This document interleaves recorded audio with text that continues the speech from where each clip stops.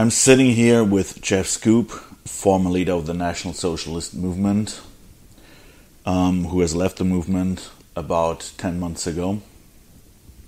And we decided to have a little talk and address some things that are usually not getting addressed when we talk about former white supremacists. Thank you, Jeff, for joining me in this talk. Thanks for having me.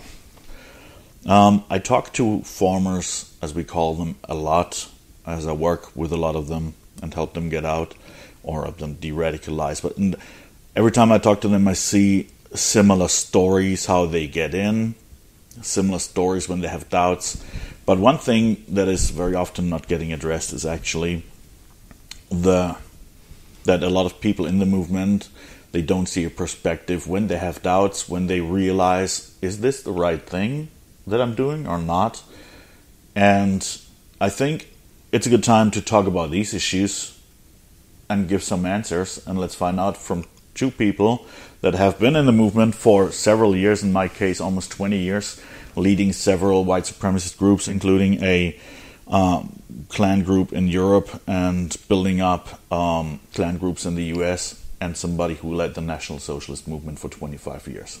Tell me just briefly in a minute or two how it worked for you getting in, because the reasons for why a lot of people get in hate groups, they're often the same, looking for a purpose, looking for an identity, and why they're going to do that, this is often different. Like some grew up in dysfunctional families, some with a stable background. How was it for you? For me, I came from a good family background. Everything was stable growing up. I had a normal childhood, but I was looking for a sense of purpose, and I think a lot of people in life need a mission or something to give them that sense of purpose. And for me, unfortunately, that purpose became the National Socialist Movement. And obviously, it was the wrong purpose, and it was incorrect. But that's what got me there, was finding that movement, and my interest in history and my German heritage. That was my path to it. And once I got in there, you're just stuck in a sense. Committed to the sense of you were willing to, I'm speaking in third person, excuse me, but I was so committed that literally nothing could push me out, that I was that committed to it. You could be on the outs with your family. You could have threats of going to jail. Over the years, people have tried to kill me. None of that mattered because the cause was above everything. And that's a hard. It's like a barrier in your own mind, or a prison in your own mind. And getting past that and getting beyond that is a real challenge. And when you're stuck in that type of mindset. That's something I always talk about too. You're stuck in your bubble. Yep. And I always say, look, if you have a problem in your marriage, you're probably going to talk to who? Probably to your mother, to your best friend. You don't go to your neighbor and ring the doorbell and say, hey, I've got some issues with my wife. Why not? Because they're not living in your bubble with you. Right. And it's the same thing here. So you don't know what this world has actually to offer. If you have doubts, you're stuck with your mindset. That's all you have. And I had that too after 15 years. Look, I wasn't even listening to mainstream music anymore. Exactly. Funny story. Just a couple of weeks ago, we're driving in the car, my wife and me, and there was a song on. I was like, when is that song from? I knew the song because I heard it before, and she was like, oh, from 95. I'm like, shit, I missed that one too. So the fun part is all the oldies are actually new to me. So right. But it's really, you're stuck in your bubble, and you realize anything that happened between 88 and 2002 for me, especially that time, because that's when I was really stuck, really tight in that bubble. I have no idea what happened in the outside world, only what our enemies did. Yep. What they were trying to do, take everything away from us, taking over the world, destroying the white race. These was all the fears we had, not realizing what was really going on. And that's a really good point, and I think that's something that even a lot of us that were there you don't even realize it at the time. But when you need somebody to talk to, everyone else is in that bubble or in that echo chamber. I mean, that's exactly it. And they don't want you to leave. Of course right. I mean, especially if you're the leader, who wants to tell the leader, oh, man, you're right. I mean, they're looking up to you. Right. They want you to reassure them.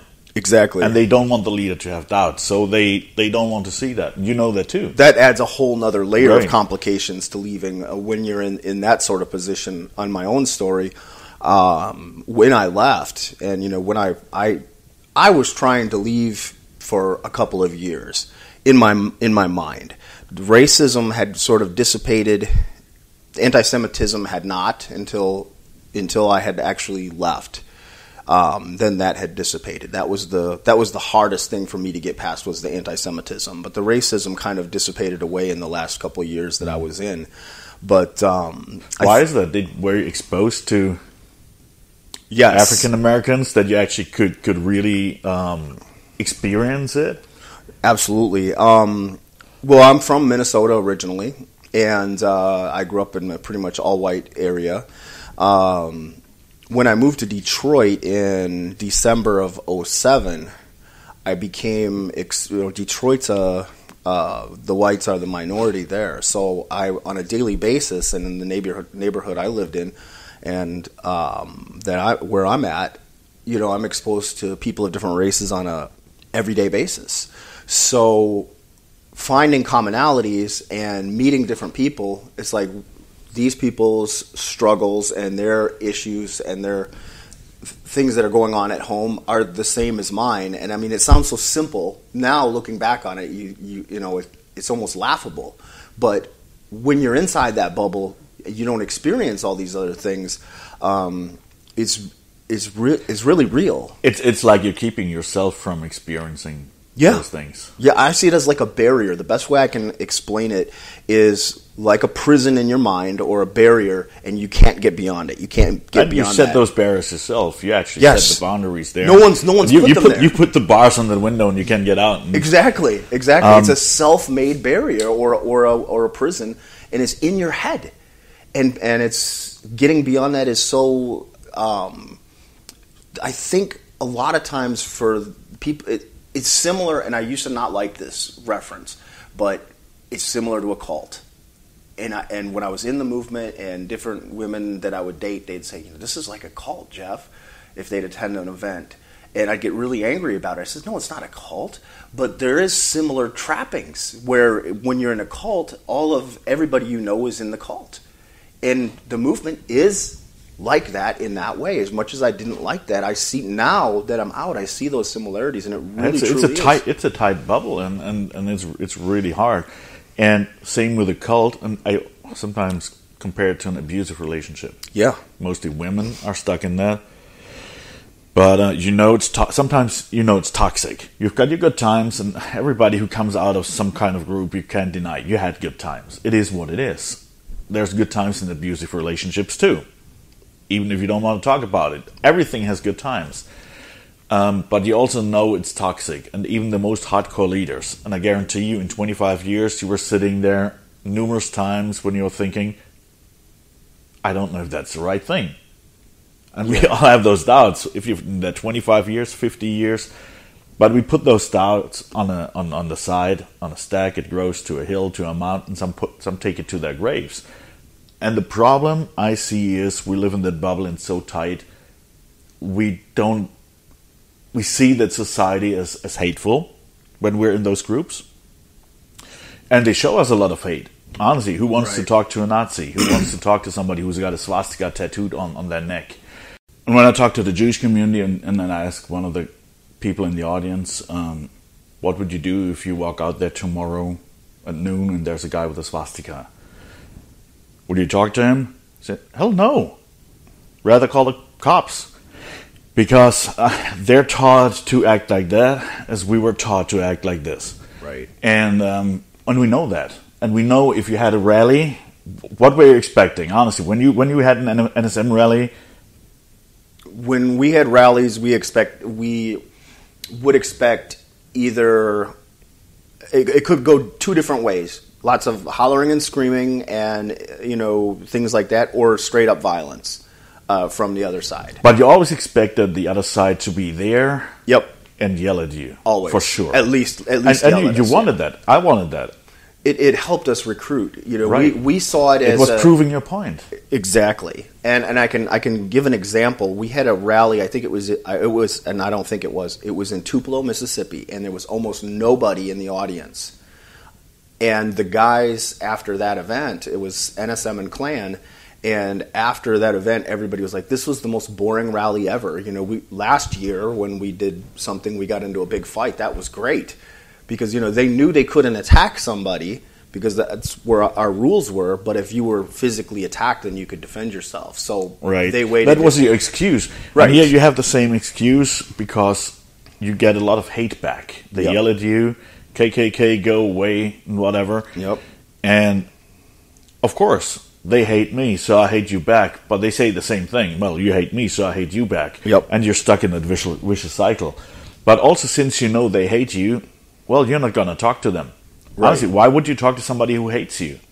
Yes. And we thought the same when I talked to the black community, the same. Would you talk to somebody who appears or looks like a racist and a Klan member? Hell no. Right. Why? Well, I'm not talking to anybody who hates me.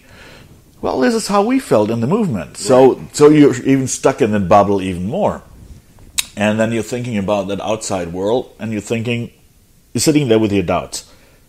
And you're thinking about, what if? What if I would leave that group I'm in tomorrow?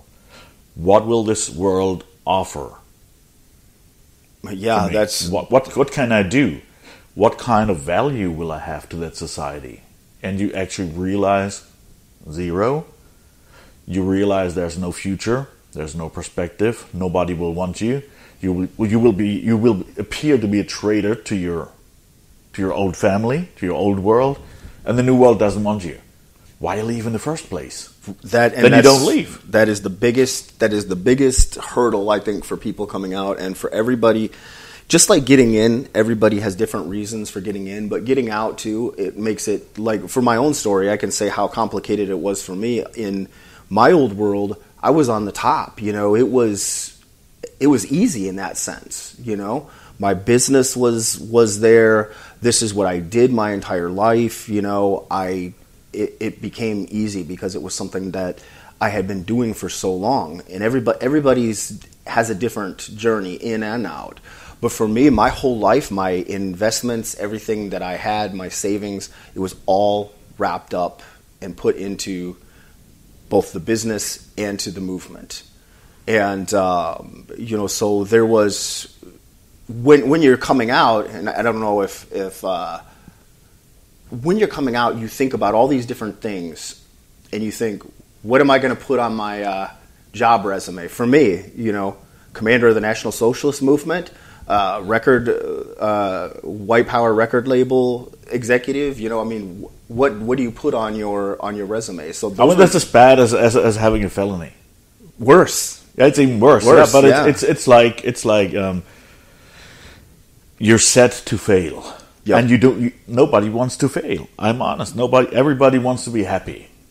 We know in a hate group you don't turn out to be happy. It's because you're busy hating. You're waking up, waiting for the cops to kick in your door. You're waiting for the Jews to take over the world. You're waiting for the race war to begin. Yep. And you're afraid of traitors and infiltrators and feds, and you're just busy all day long. And that's how you wake up, and that's how you go to bed.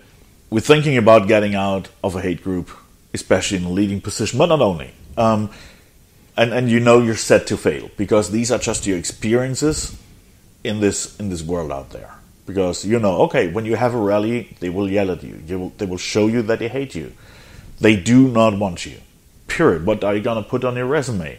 And also, people who were in those groups for a long time, we are broken people. It is what it is, because there's PTSD involved.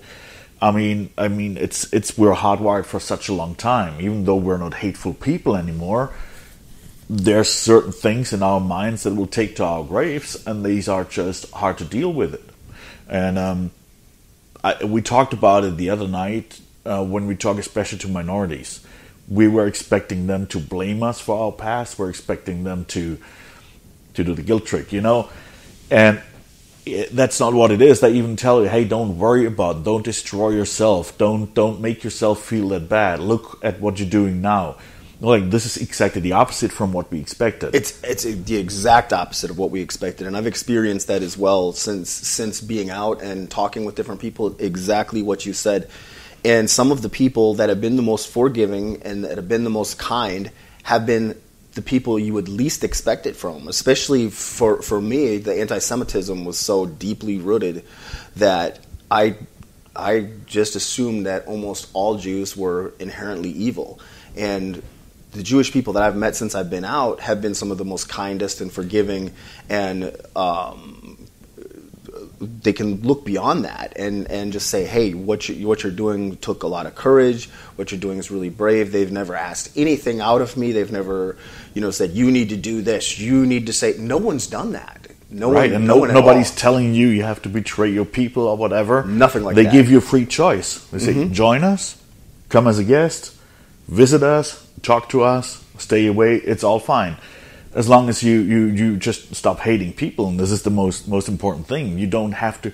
It's so much about hate. You don't have to start hating your own people. No, you just have to stop hating. And this is what. And that's I know important. It's hard. And this is hard because if you're stuck hating, and we always say in those movements, no, it's not about hate. It's about love. It's about heritage, not hate. We love our own people. We don't hate others. But we know it's technically a lie because the N-word is used and other curse words for other minorities as well. But we say those things so much when we're in the movement that because I said that they become normal. It's dehumanizing and we don't see them as people anymore. But you believe it in your head. Like, I actually believed that nothing that I was in the last number of years that I was involved. I actually believed that nothing I was doing was truly hateful. It was all about love for your people until someone asked me to go in and look up some of the old NSM literature. And I saw a black man chained to a tree, and I remember passing those out back in the 90s and other things like that. And I said, man, this is extremely hateful. Like, I wish I wouldn't have never even looked. But now being out, it's important that I did because there was that. But I had convinced myself even that what I was doing wasn't. It was a collateral damage because we were fighting a noble cause and we justified all that. It was really like fighting a supervillain and we were the superheroes. Right. In our minds, but that's not. I mean, that's not what it was. But right. that's how you feel. And yes. that's really how you felt, and you felt like you're fighting a noble cause. And this is, you have that on the left, on the right. You have that everywhere. All these people think they're fighting a noble cause, a just cause, and all these things, when it becomes hateful, when it becomes violent, that's always just a justification. That's just a collateral damage on your way. Say, well, if we have to save the world from this supervillain, yes, there will be collateral damage, And these were the collateral damages, and we could justify it. Well, that's a good point because that's the psychology of it.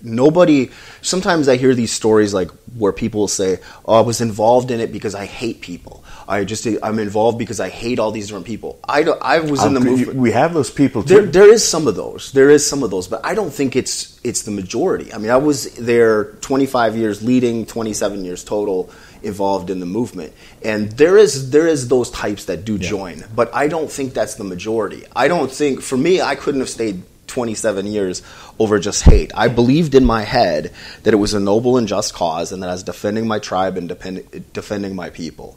And only until I was able to actually get out and look back and go, whoa, this is not what it was. And you have those people in there that are preaching extremely hateful stuff, and you're just letting it roll on by or ignoring it or choosing to make excuses for it, like you said, where you go, well, it's collateral damage or this thing happens. And what you're doing is you're dehumanizing.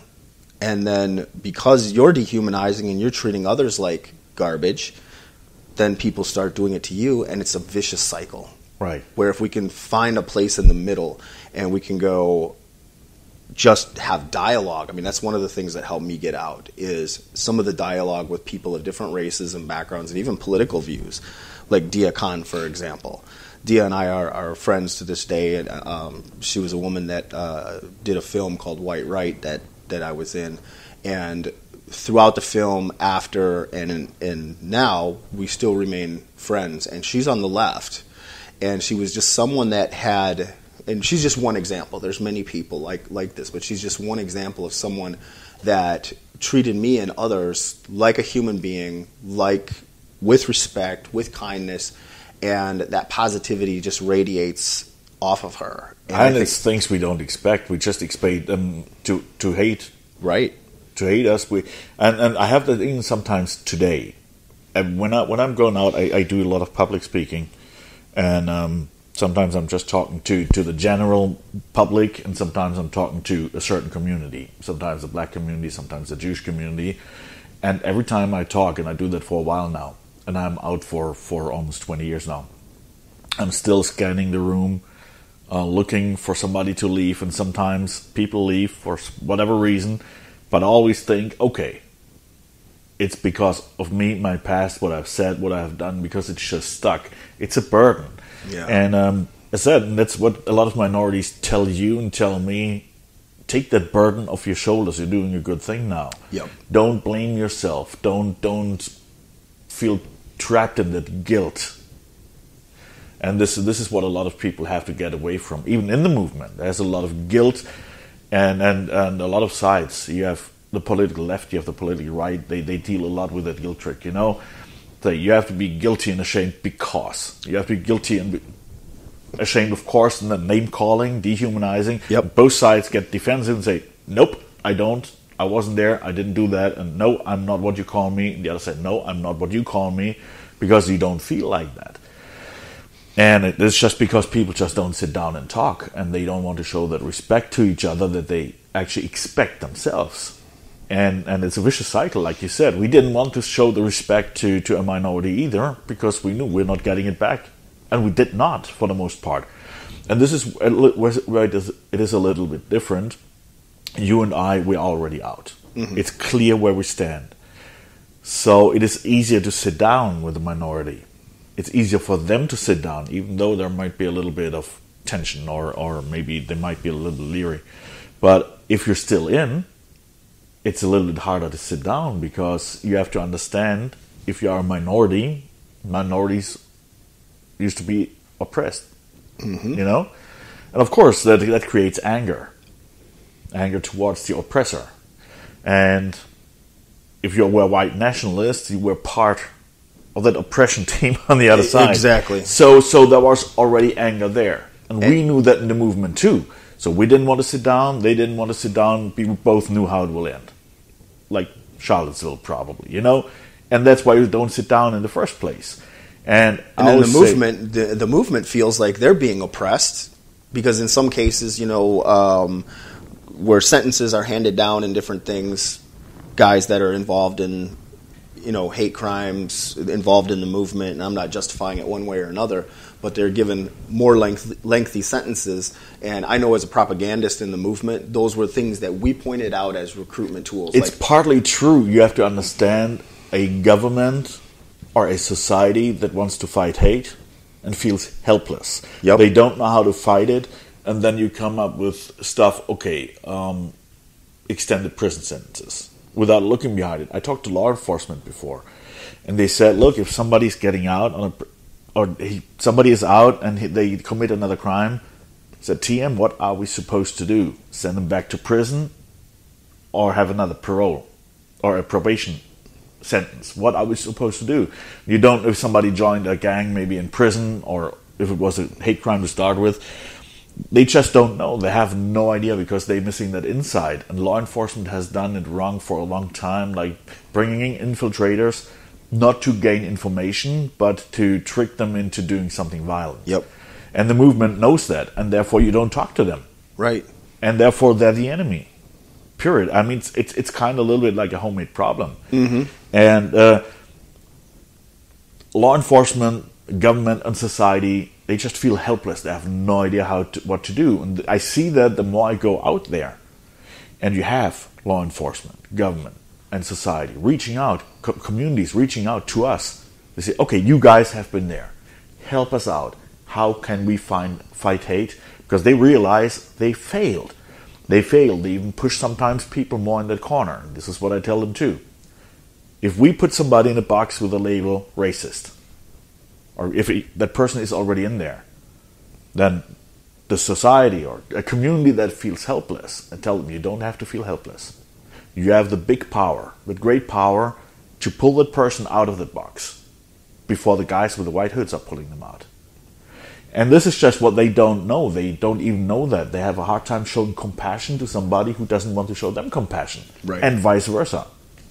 So you received a lot of compassion too since you're out, right? Yes. And before, we talked about Dia Khan. Yeah, before as well. And that compassion before, and there was other members of the NSM that are out as well that had never even met a Muslim person before, ever in their lives. And that was the first one that they had met, and they had this preconceived notions, just like, I mean, in the movement, in the bubble, in the echo chamber, we have preconceived notions about all kinds of people.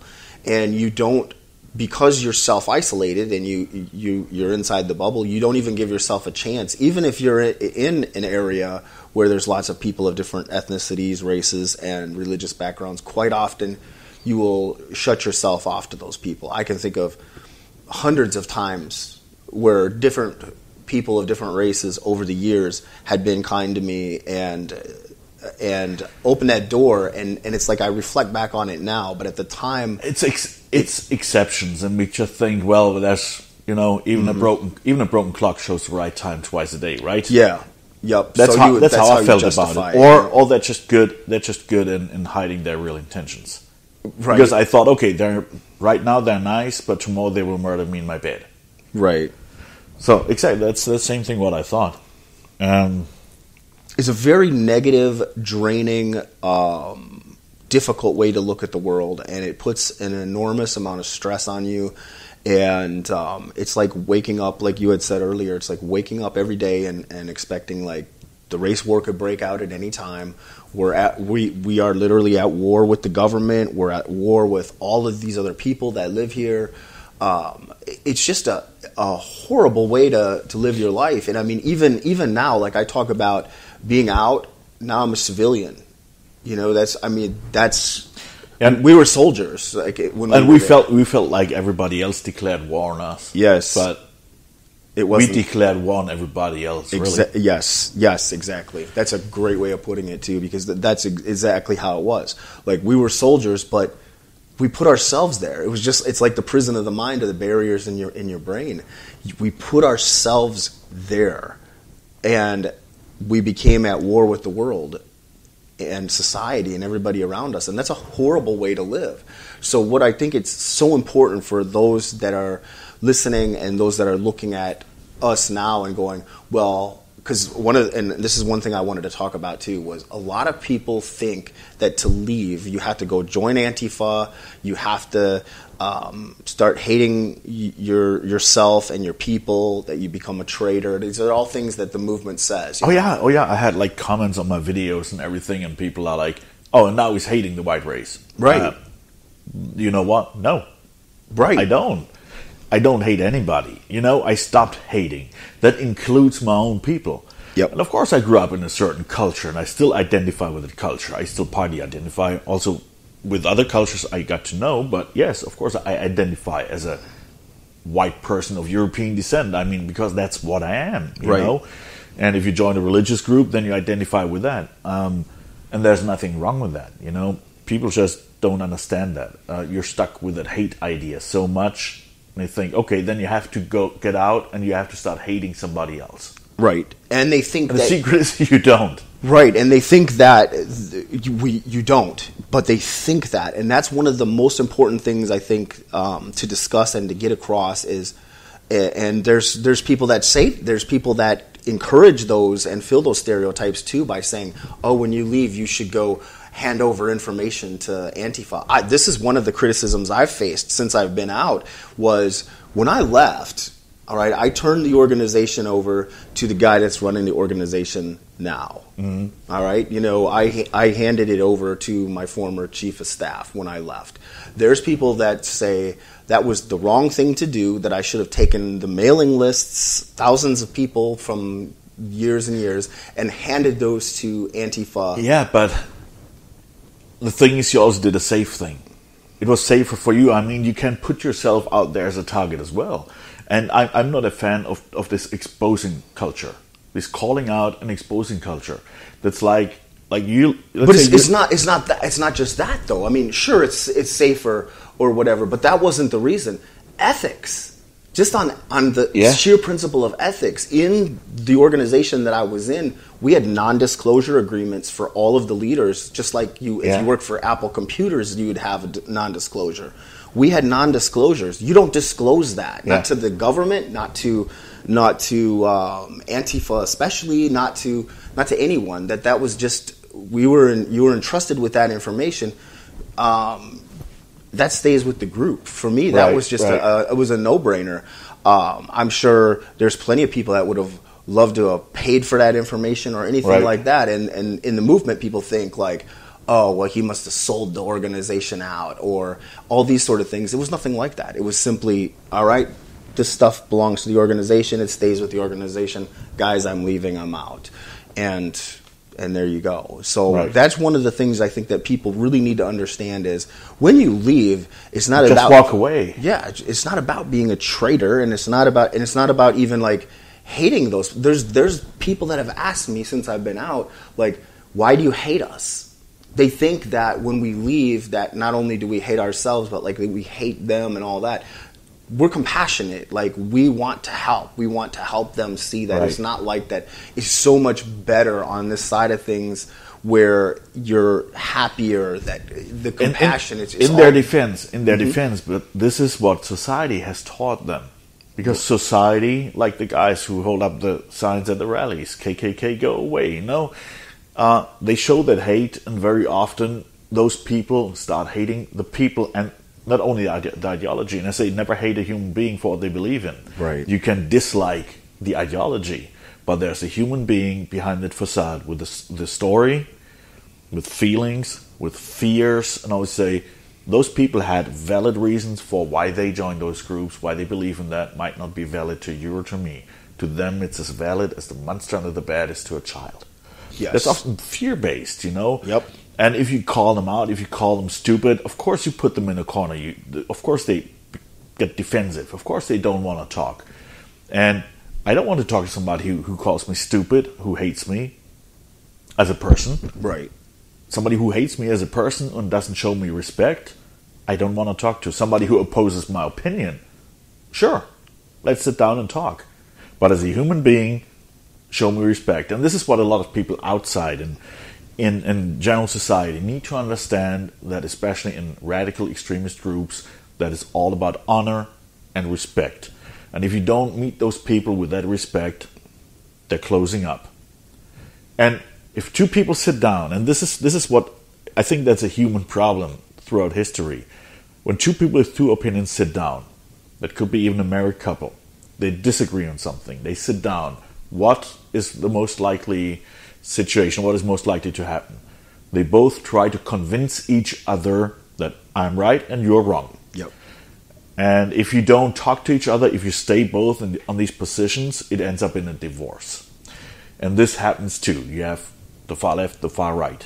You have somebody in the movement, you have somebody in society. You sit down. The person in society is trying to convince the person in the movement, I'm right, you're wrong, you need to leave. Shit, no, that's not what you want to talk about. Once in a while, those people want to talk about how they feel, how they got there, their fears. And there's reasons for that. And this is like people like Dia Khan, like Darrell Davis. People that are minorities. They show that respect. They sit down with Klansmen, with neo-Nazi leaders, with gang members, to say, hey, let's talk. I don't agree what you stand for, but you're a human being. I respect you. And those people have been more effective than anything else that I've come across in all these years. Meeting both of them, they're Dia and Darrell Davis are both incredible human beings, and that kind of compassion and understanding, especially because they were victimized by people, by white people. You know, both of them have stories of that, and had lived that, and to be able to take that compassion and that understanding and reach beyond that, and be able to sit down with Dia had explained it. I was the first white nationalist that she had met face to face, and she was utterly terrified. You know, and for us to be friends now, it's so unlikely, and so. It seems to be unlikely. It seems to be, right? It's actually not, right? Because the story, they happen all the time. They need to be told much more, because I hear that from so many former white supremacists that friended. Like, there was the one guy in Charlottesville. He worked with another exit group, and he was beaten by I don't know if it was Antifa or whatever, and he got really beaten. His jaw was broken and everything. And the cops wanted to arrest him. They pushed him on the ground and everything, and the black guy helped him. And they interviewed the black guy and said, why? He said, well, this is how the cops treat us too. And he, even though he's on the other side, and even though he hates me, he does not deserve to be treated like that, because we know how it feels. So the black guy helped him up. And it helped him to get over his hate. Yep. The now former white supremacist. Right. That started the thinking process. And he was just puzzled. He was like, dude, I hate you. Why do you help me? I don't get it. Exactly. And then you realize they have the same struggle that we had back then, because he got beaten by the Antifa, by the cops, got arrested, and then you realize, shit, that's exactly how black people feel what's going on to them, and you have another commonality. And that's like, okay, shit, the problem lays somewhere else. And these stories just needs to be told. I think one other thing I want to address too is there's a lot of former white supremacists, former extremists out there, and I think the ways how we got to a point that we left a hate group, that they're often very different. I mean, we know the story. Some had that one moment where their child was born. They didn't want to put that child in that hostile environment, hateful environment, or that one. In my case, it was two. I left the Klan. I almost opened up another group, and it was the interaction with a Muslim actually as well. The first one I really had a lot contact with. It was not one moment. It took like 6 months, but I realized that I was just wrong with my expectations. But how I got there, I mean, these ways they seem to be very different. Much more different than how we all got in, because they're much more the same. Even if you have a black gang member, if you have the jihadist, you have the white supremacist, that sense for belonging, that looking for a purpose, that's all very similar. Mm-hmm. But getting out, there's always the breaking point, and that is sometimes you get pushed. In my case, and I'm very honest about that. Shit, I was afraid to go to prison. There was so much going on. The family was breaking apart. The government was involved, and they took my kids away. And I was just so terrified. Of course, there was a lot of infighting. There was a lot of doubts. But only the infighting and the doubts, I believe, would not have pushed me out. I would have dealt with it somehow, because I was hardwired. Look, I had 3 kids in the movement. Blonde-haired, blue-eyed. I was the most proud Aryan daddy. I was saving the white race there, you know? I was doing my duty. That would not have kept me from staying in. But it was a lot of legal pressure too. I was just afraid. Informants, that somebody would do something, I would get blamed for it, that I get framed, or whatever. I just didn't want to go to prison. That pushed me out a little bit. And you could say, okay, you only left because he was pushed out, because he was afraid of prison. Well, no, that was my trigger moment, my first trigger moment. And that's when I picked up the phone. I did something similar what you did. You handed over the organization to somebody else. You could have disbanded it as well, without turning it over to the feds. Just say, okay, this is done. Period. Delete everything that's on the computer. We're done. And I could have just dissolved the group. And I didn't. I picked up the phone. I had one member I trusted and said, okay, you're the new imperial representative, the new Grand Dragon. I'm gone. I'm stepping down. I'm retiring. I'm not coming back. Next year you hold a conclave and you vote a new leader. I'm not coming back. So that was my self-defense, self-preservation. I just protected myself there, and then my way went from there. So it's like we came on different ships, but now we're in the same boat. Right. And I think we have a lot of farmers out there in this, call it farmers world, and the normal society doesn't know much about that. That also needs to see we are sitting in the same boat. We have different stories. Yeah. And we're all talking about compassion. And we all have to admit, if you talk to a former extremist, some make a step forward and two back. Right. And again, we're broken people. We have PTSD. And we have to deal with demons we used to nurture for 20 years, 25, 27 years. Yeah. So I think we all have that. Yep. Everybody's story on leaving is a little different. I mean, for me, my exit story, there was no one aha moment, but there was many, many different little things that were building up. And my first step when I left was to write a retirement letter and then post that online. So I retired. I knew I was planning to speak out, but I wasn't ready to speak out. Mm. So I needed to take some time to. Well, see, you were further than I. I wasn't ready. I just self-preservation. I just stepped down and retired. Right. Yeah, I had planned on speaking out, but I wasn't ready for it. I call it the decompression period, because. But what kept you from speaking out earlier? Was it the fear of the society that maybe you're afraid? Hey, am I set to fail? Do I have a chance? What can I do? Mentally, it was so overwhelming the first few months after retiring. It was, I'd say, for months, there was days that I did not want to get out of bed. I was wondering if I was making a mistake in that sense. Like I knew I didn't want to be involved anymore. So, I mean, that part wasn't the mistake, but it was like, what at this age in my life, and this is the only thing I've ever done, like, what next? What? And it's also an ideology you had for 27 years. It's right. hard to leave that all behind. You need a long time. I mean, again, you hardwired yourself for 27 years. You're not getting rewired within a month. Right. And people have to realize that too. Somebody who's out for a month, for a year, sometimes 5 years. Look, I didn't reflect on my anti-Semitism until like 3 years ago. 15 years after I got out. I wasn't an anti-Semite anymore, but I didn't talk about it. I said, okay, I know the Holocaust happened. It was a terrible thing. I did not believe in the Jewish world conspiracy anymore. Just thought they're just people. But I never talked to any. I never met any in Germany, because historically, unfortunately, there are not many. Here in the US, I met a couple, but there were business contacts. I didn't talk about being Jewish, not being Jewish, and hell no, we didn't talk about my past. What am I supposed to do? Go to synagogue, knock at the door, and say, I'm the former KKK leader, and I want to talk. Right. You don't do that, Right. And there's also a fear of rejection. Every time I talk to somebody who does not know about me and my past yet and what I do, I always have these 10 seconds of fear that they turn their back on me and walk away. Always. And in 99.9% it did not happen.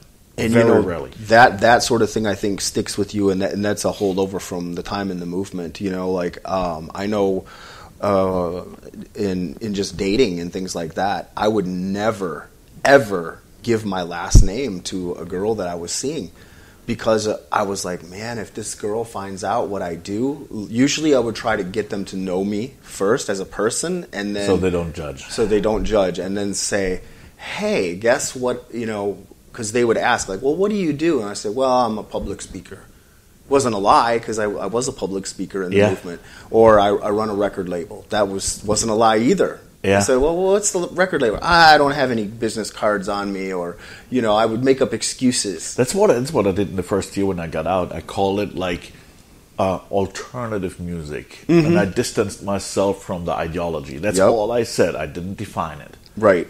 That's the same thing I did. It was just fear of rejection. And it's like living that life. And even now, like you were saying, even now, you kind of, when you're meeting new people that don't know who you are, you kind of like, okay, well, what if, dating is a good example, but it's like anytime you're dating, you could Google the person. Right. Someone Googles me, that's what comes up. It's horrifying. And well, you're out just for a year. It's Right. not plastered as the former neo-Nazi leader. It's Right. like leader of the NSM. Right. And it is not as clear. So that is even harder. But it's also the little things. I was in Atlanta a couple of weeks ago, and we're talking about... There was a religious group there, a mainstream group, and the black counter girl there at the reception, she faced some racism from one of the... It was actually Cardinal's wife who showed really blatant racism towards that black girl. And we were talking about it. And so she was like, so what are you guys doing? Well, and the person I was with was a 60-year-old Jewish woman. So it was easy. I'm Jewish and whatever. So, and about you? Well, I'm a public speaker. And then, like, the person I was with, she said, do you want to tell her what you do? Or maybe not. And I said, whatever, screw it. I said, well, I'm a former white supremacist, and I'm speaking out against hate. And she was so interested in what I'm doing, so I gave her a card, and she looked me up.